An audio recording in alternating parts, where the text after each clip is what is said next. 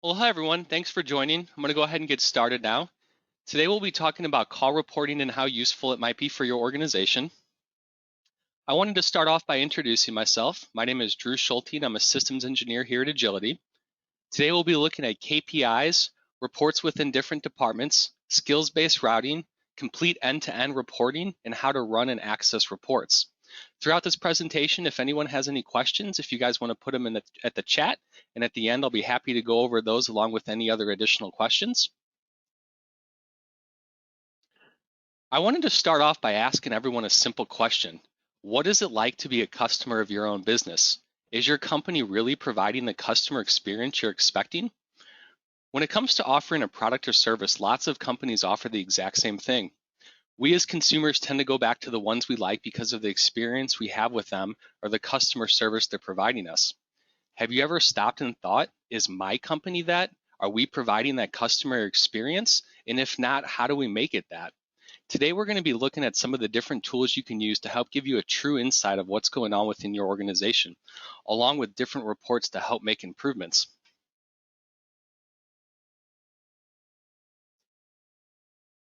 Every company has business goals they need to meet each quarter and year. When it comes to inbound and outbound calls, those should be handled the exact same way.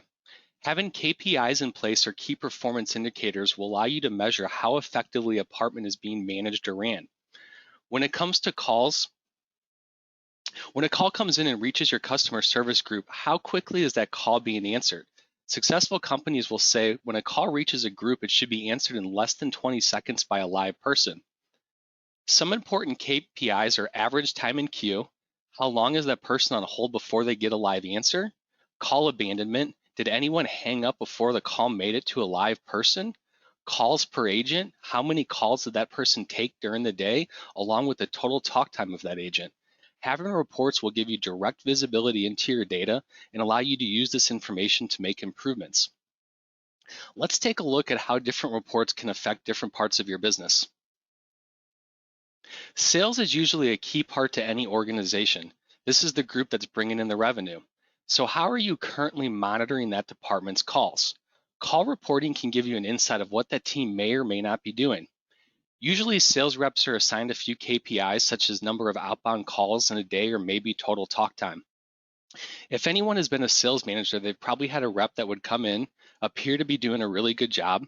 That rep would have really good outbound calls and talk time, but for some reason, they really never had any sales. After adding report and running an agent summary report, the manager found out that that rep was actually calling the same person 10 times in a row and calling numbers, letting the voicemail play, and then hanging up just so they could have talk time. By adding call reports, it gave that manager a full insight, not to just how many calls are being made, but who they are calling and how long they are spending in each area. The report gives you a detail if someone is talking to a live person, sitting in a queue, or just leaving a voicemail. Let's take a look at a different part of your business. I wanted to talk about accounting and reception for a minute. When it comes to accounting, AP, or AR, you might think, what do you even need a report for? Reporting within this department is usually tied to collection calls or trying to collect revenue for your company. If your supervisor tells you there are 50 accounts past due and they want everyone overdue called within 2 days, you now have the ability to see the calls are actually being made and an easy way to keep track of everything. Let's take a look at the receptionist position. With COVID going on, lots of companies' offices are closed and people are working from home. Before COVID, the receptionist might have had to handle customers that walked into the building along with handling all the incoming calls. Now with COVID, not too many people are actually coming into the building anymore. Running a simple call summary report on this position will tell you how much time they're actually spending on the phone a day. Now with little visitors, the reception might only have a couple hours of talk time each day.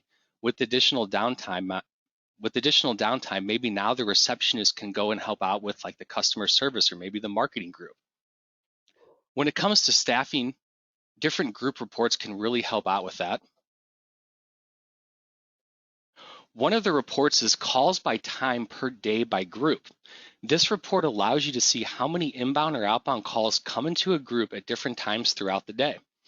Let's take a look at our support group, for example. Have you ever thought, do I have enough people to cover the inbound calls? Or maybe when is the peak calling time throughout the day? Using these reports can tell you when your peak times are for each different group. We actually ran this report for the support group, and now we know that between 10 and 11 a.m. and 1 and 2 p.m. are our busiest times throughout the day. Now we can go back to the schedule and see if during these times, do we have enough staff for our coverage? If not, maybe we could schedule everyone's lunch breaks between 11 and 1 during our slower times to make sure we have coverage during our busier times. Let's take a look at inbound calling by numbers. I often see this type of report ran and tied to the marketing group. Usually they assign different phone numbers to different type of marketing campaigns. By doing this, we can go in and run reports to see how many times each number was actually called. This will allow you to go in and see which advertising is working versus what's not working. I want to jump in and take a look at an actual report now. This report is called Cradle to Grave. It will give you a full detail and chronological order of the call, exactly how it happened. Let's look at how this call should flow and why reports are important. Up top on the first line, you can see a brief call summary. It shows the inbound caller ID. It shows Jared took the call, Mark Bright was the caller ID, and it rang to the marketing group. You can then expand the call out and see in full detail what happened with that call. The caller called in and hit the main auto attendant. It then rang the marketing group where the caller sat in queue for 1 minute and 16 seconds. The call then rang Jared for 6 seconds before he picked up. Jared then talked to the customer for 4 minutes and 45 seconds before the call was disconnected. From the time the customer called in to the time they hung up, you can see exactly what happened to the call and how long they spent in each department and who they talked to. It doesn't matter if the call changes groups or people, reports follow the inbound caller. You can also use these same type of reports for when problems come up. Last week, we actually received a complaint on our customer service group. The customer complained they called in, sat on hold forever, and never talked to anyone. We went in and ran a report, the same cradle to grave report as the last example, except for this time the report quickly gave us an insight of what was going on. On this call, the customer called in and eventually just hung up, and this is something you never want to happen because it actually calls us to get a complaint this time. Let's look at the call itself. It was a total of 8 minutes and 52 seconds. When the customer called in, the auto attendant picked up. It then transferred to the customer service group. The call sat in queue for 4 minutes and 43 seconds. It then rang the customer service group again. Matthew at that time picked the call up, put the call on park, and the customer sat on park for another 2 minutes and 15 seconds, and then eventually just hung up while waiting. This report confirmed exactly what the customer complained about and also gave us a little bit more insight into the customer service department. Right away, we can tell the group is understaffed during these times. A customer should never have to wait that long to talk to someone. Something else this report told us is maybe the customer service group just needs a little bit more training. If the group is busier than normal, when Matthew picked up the call, instead of just putting the call on hold, he could have told the customer that they're busier than normal and he would be with them as soon as he could. This would have let the customer know that, they're experiencing some higher wait times than normal and somebody would get back to them. Instead, the customer just hung up almost 9 minutes into the call because they haven't talked to anyone yet. To help with group coverage, something else that could be done is setting up skills-based routing. Skills-based routing will route incoming calls to the most suitable agent. However, agents can be a part of multiple groups. Let's say the customer service group gets really busy a few different times throughout the day. You can take reps that are in the sales or marketing department, assign them a lower priority in the customer service group. Incoming calls will always go to the higher rated reps first, but during these busy times, now we have somebody in the sales or marketing that can help out with coverage to make sure calls are not being missed and customers not experiencing long wait times. Now that we know users can be a part of multiple groups, let's take a look at a different type of report.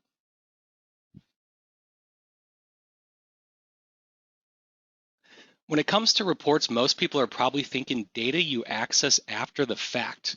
And that's not always the case. There is real-time reporting available.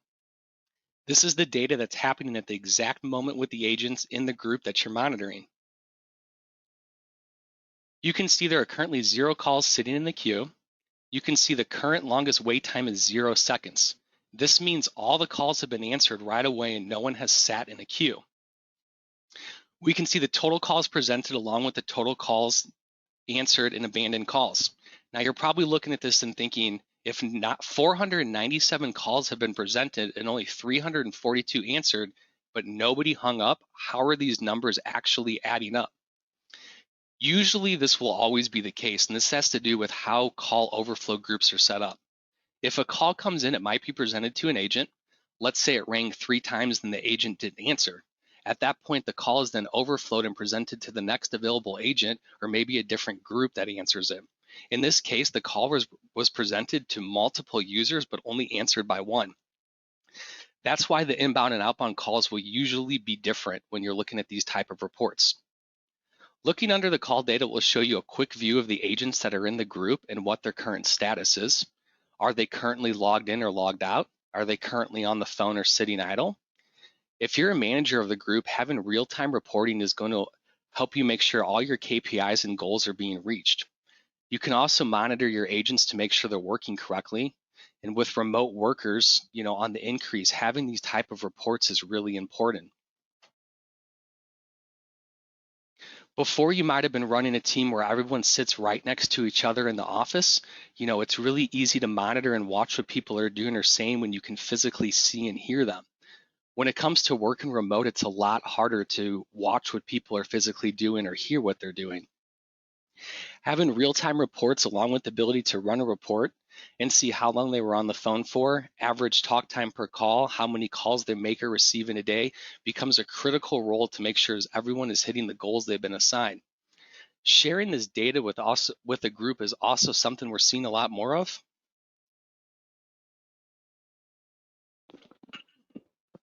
When it comes to visibility within a team or group, the average person is 20% more productive when they know everyone on the team can see their results.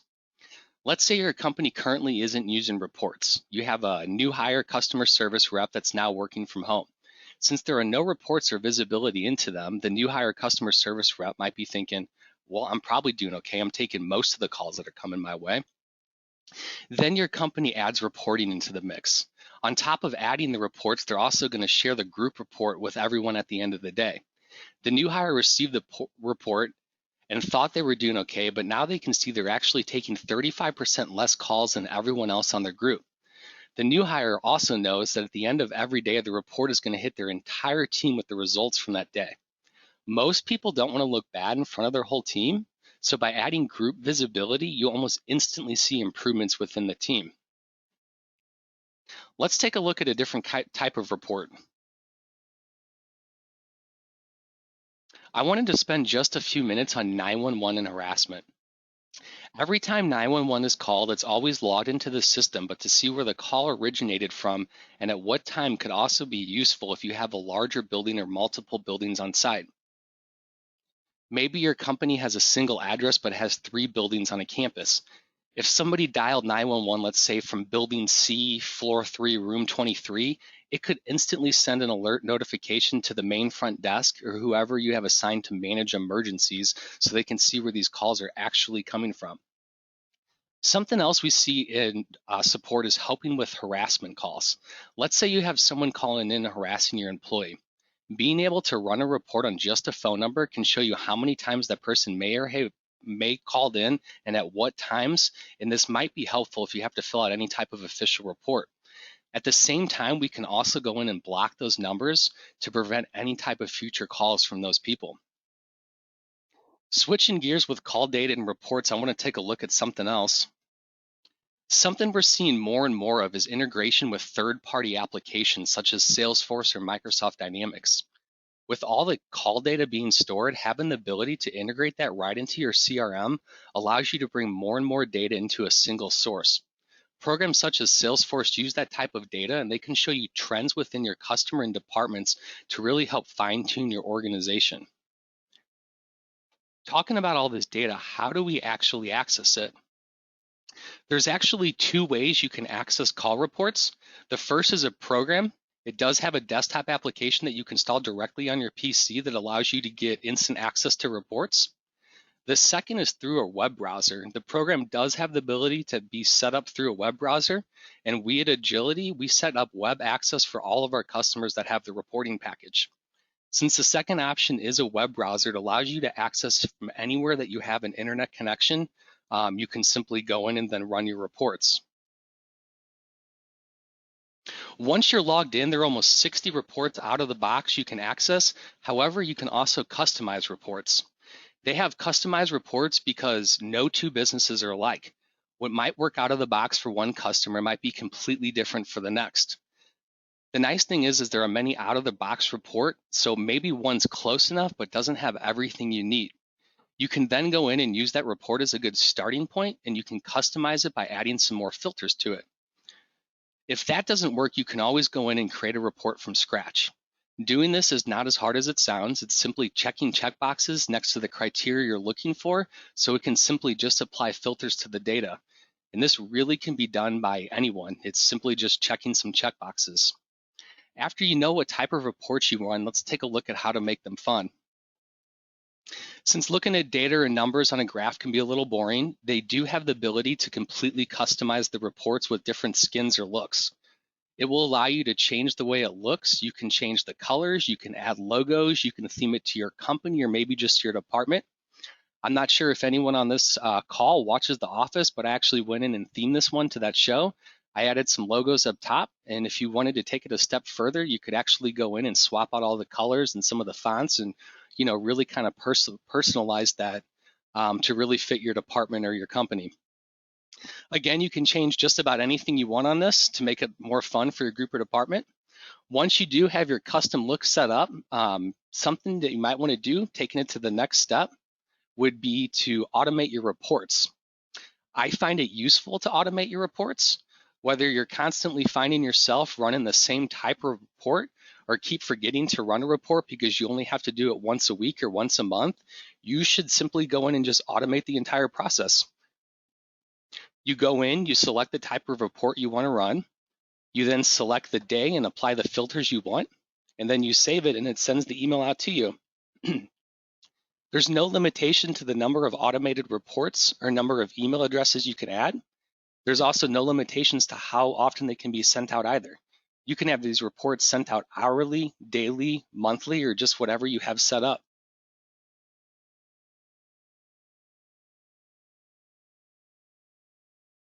I know earlier we looked at real-time instant reports that showed you exactly what's going on at that moment, but let's talk about running reports and how long you can actually go back. Reports can be run at really any time, and at Agility, we store all of our customers' data for a year.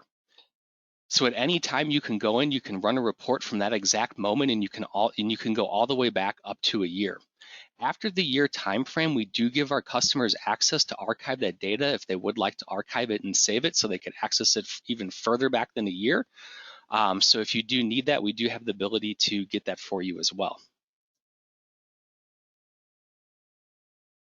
In summary, you can see how call reporting can be extremely useful in providing information that actually takes place within your organization. We started out by looking at KPIs. Each company will have different metrics that work for them, but setting goals is very important. We looked at a cradle to grave report, which is a powerful report that shows you a complete end-to-end details as the call takes place. The reporting package does have many out-of-the-box reports that you can run. If a report isn't giving you the results you're looking for, you can always go in and customize it. If you're busy, I would suggest simply going in and automating the reports. It's very simple to do. And lastly, you have the ability to access reports from either a web browser or directly through the web application, just kind of whatever you prefer.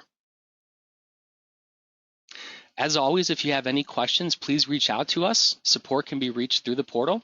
You can simply call in or send an email to support@agilitycg.com. If anyone has any questions, I'd like to go ahead and mute everybody and answer those now.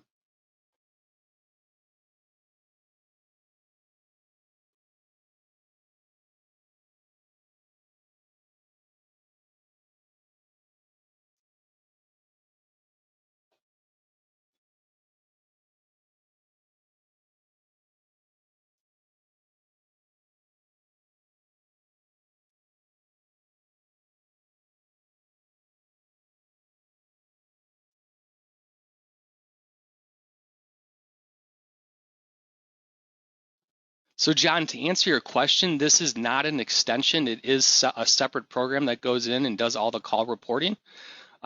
We would have to have that installed, and we can go in and get that taken care of for you guys.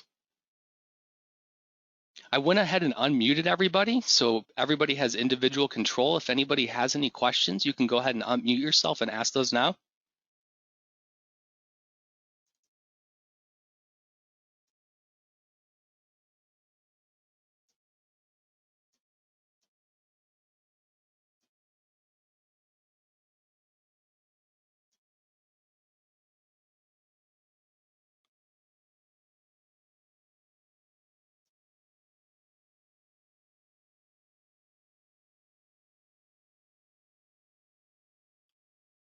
Well, if nobody has any questions, I want to thank everybody for their time today. If you guys do have any questions that come up, if you want to go ahead and send those over to us, you could email those or simply give us a call and be glad to talk to you. Going back to Christopher's question, how do you receive the reports? You can actually log into the program, whether it's through the desktop application or through the web browser, and you can go in and run a report at any time you would like. If you're constantly running the same type of reports, you can go in and automate those.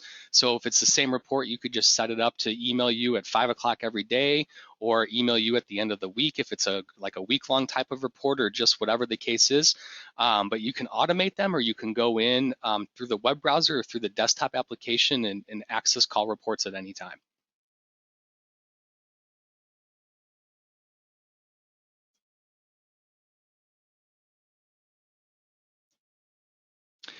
So as far as access to different staff members, as an admin, we can go in and we can create different views for people. So we could go in and say, Christopher, you're only allowed to see these particular people within a group, and then all the other information would be blocked out from there. Or we could give you full access. So we could go in and create different levels of users for anybody inside of your organization.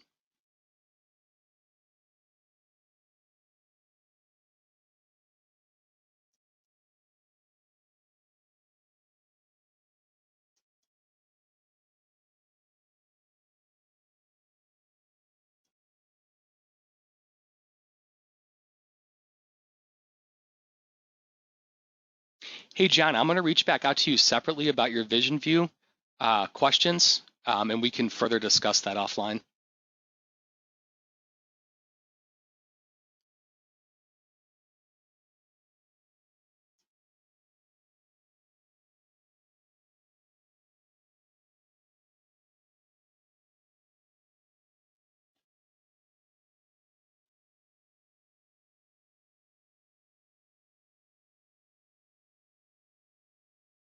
Well, I do want to thank everyone for their time today. A copy of this will be emailed out to everybody on the presentation.